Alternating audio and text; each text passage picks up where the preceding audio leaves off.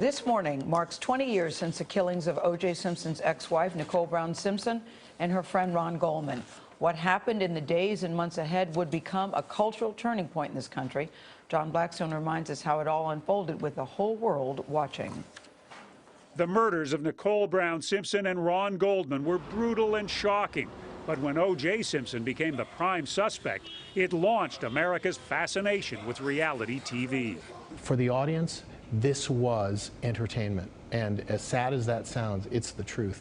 Jim Murray, now chief correspondent for Inside Edition, was the main anchor for CNN's coverage of Simpson's trial. This was the first high-profile case that was televised wall to wall, gavel to gavel, and you had a man who was a legend, a sports icon, beloved.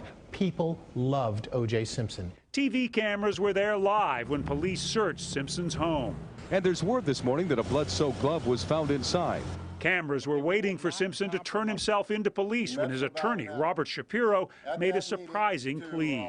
For the sake of your family, for the sake of your children, please surrender immediately.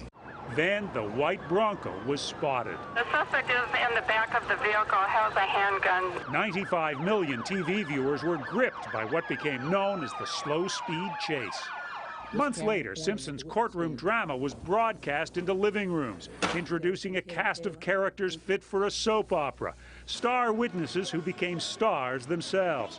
House guest Kato Kalin, homicide detective Mark Furman, prosecutor Marcia Clark, and O.J.'s dream team of attorneys, including the accomplished showman Johnny Cochran.